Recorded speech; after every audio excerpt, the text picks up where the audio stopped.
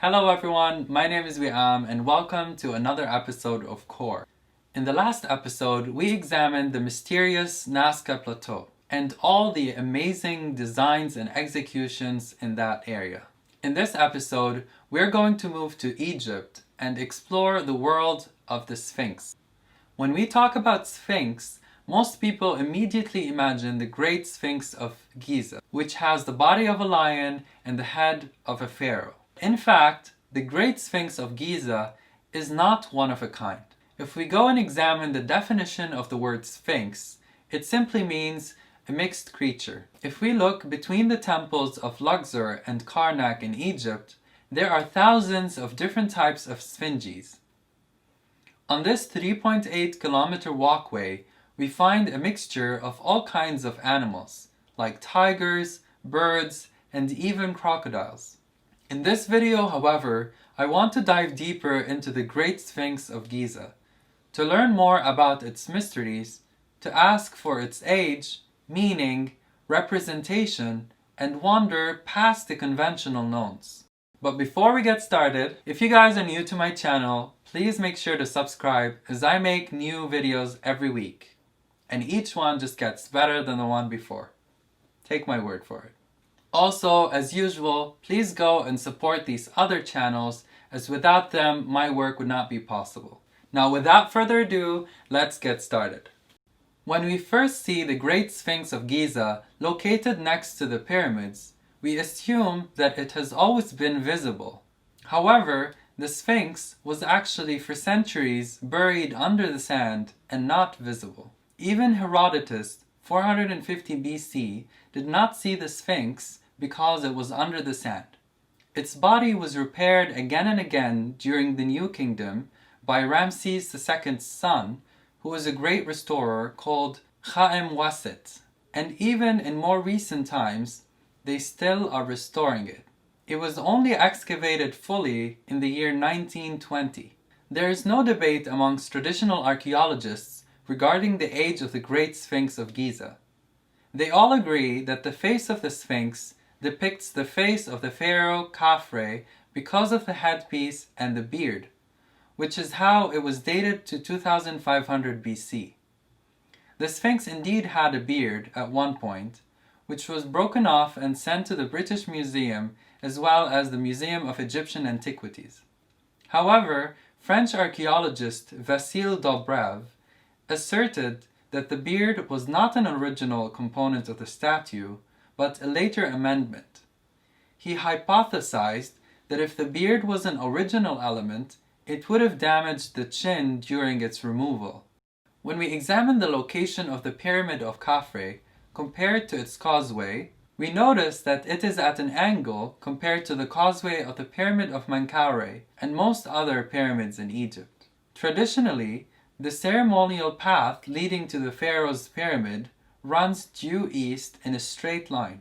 Since the Khafre causeway goes at an angle to be at the footsteps of the Sphinx, it is more likely that the pyramid was built after the Sphinx. Otherwise, the causeway would have been straight and the Sphinx would have been built to its east. Some researchers say that if it was built before Khafre, it would have belonged to his father Khufu. However, if we wanted to verify that Khufu was the face of the Sphinx, we would have to compare it with the only reference we have of his face located in the Cairo Museum. This statue is only 4 inches tall.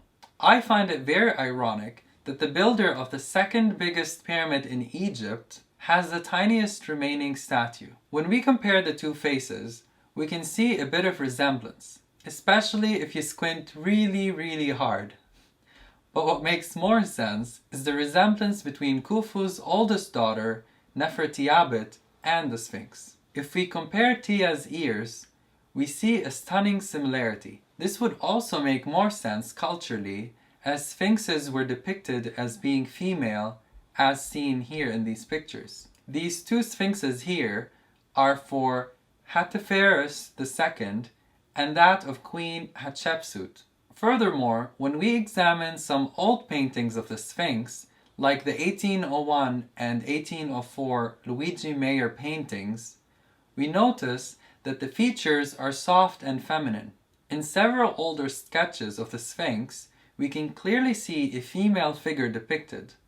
In this picture, we can see that the lips are very voluptuous. And for those of you who will immediately think that the sketches are artistic renditions of the Sphinx instead of real depictions of it at that time, I came prepared. If we see the drawing of the Sphinx made by Vivan Dinon in 1798, we can clearly see someone coming out of a hole in the head of the Sphinx. This hole was later covered and is only visible in very old pictures of the Sphinx. So if the hole is real, so are the female features. But if you guys think we solved the mystery, we are just getting started. Now, the more important thing to analyze is the evidence that showcases that the Sphinx was originally carved to depict a lioness. According to this Egyptian researcher, before the Nile diverted, it actually used to come all the way up to the Sphinx. And a lioness at the lake is what Egyptians refer to as Tefnut. Furthermore, he explains, we didn't find any stela during the 4th dynasty showing the Sphinx as head of a man. All before showing the Sphinx as complete lioness. So the head of a man later, not from the 4th dynasty. We can say much later from the Middle Kingdom. An example of this stela is found between the paws of the Sphinx. It depicts the king Thutmose IV worshipping the Sphinx as we know it today. This was roughly 1400 BC. In this second example, we see a lioness depicted on a stone stela that was found by Colin Reeder, which dates back to decades before the building of the pyramids. When he overlays the carving on top of the Sphinx, it all seems to fit nicely. This also explains the extended outline of a bigger head seen from an aerial view of the Sphinx. Colin compared this design to the only Sphinx ever found that predates the Great Sphinx of Giza, which is that of Queen Hatteferes II. When he examined it carefully, it became apparent that the statue was damaged and the lioness ears were actually hacked away. The stone was without a doubt reshaped to depict the face of a woman. Here, we can see how Rob Neyland carved the transformation of the Sphinx from a lioness to that of a female pharaoh. He did this as a proof of concept, but the match is meticulous. If the Sphinx was originally the statue of a lion, when was it built, and for what purposes? While studying the work of 1920 scholar Shwaller de Lupez, John Anthony West came across notes that questioned the weathered body of the Sphinx and linked it to water erosion. He took his observations to an Oxford geologist at the time and showed him a covered photograph of the Great Sphinx body, and asked him what did he think was responsible for that weathering. This Oxford scholar then answered that it is water erosion. But when John Anthony West revealed the head of the Sphinx, the geologist did not want to go public with his statement. That was the case until another geologist, Robert Schoch, released his analysis of the geology of the Sphinx enclosure in 1991. His studies showed that precipitation and waterfall caused the weathering on the stones that the Sphinx was carved out of.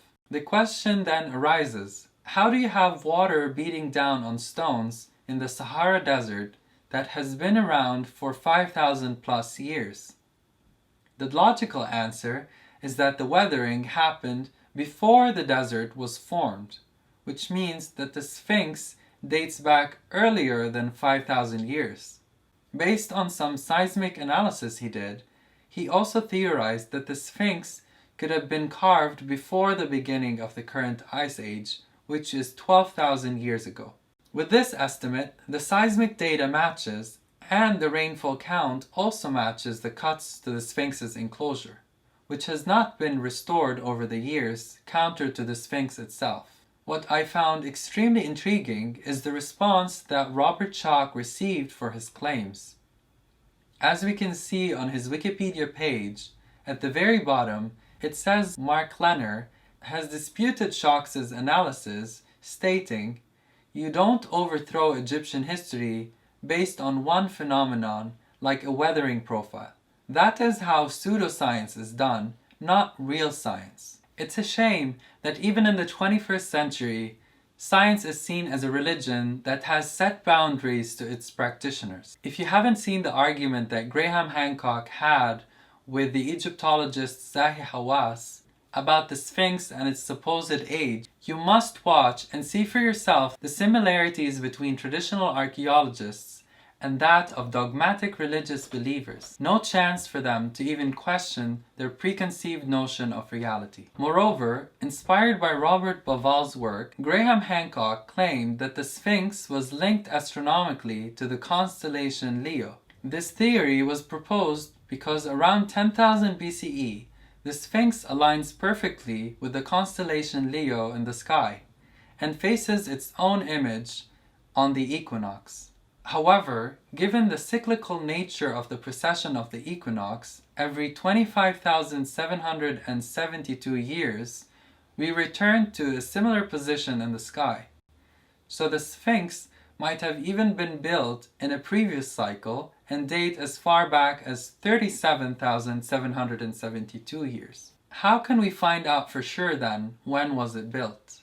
The only clue we have might lie underneath the Sphinx. In the 90s, John Anthony West and Robert Schoch ran site sonar survey of the Sphinx and confirmed a long theorized Hall of Records, which is located underneath the left paw of the Sphinx. This room might have some answers, but unfortunately for now, Zahi Hawass has restricted any underground excavations on the site, since he doesn't believe in radar. So guys, what do you think? Is it time for us to learn about the secrets of our ancient past? Or do you think that we're still not ready to know the truth? Also, for the time being, do you think there's other methods that we can use to unravel these secrets? If so, please let me know in the comment section below. And as always, thank you so much for watching this video. Sharing these videos around will help raise awareness as a collective. So please send them to your friends and get these conversations started. Next week, we'll be discussing the secrets of the pyramids, so don't miss out on that. Take care and see you next week. Make sure to subscribe, hit the like button, and let's question reality together.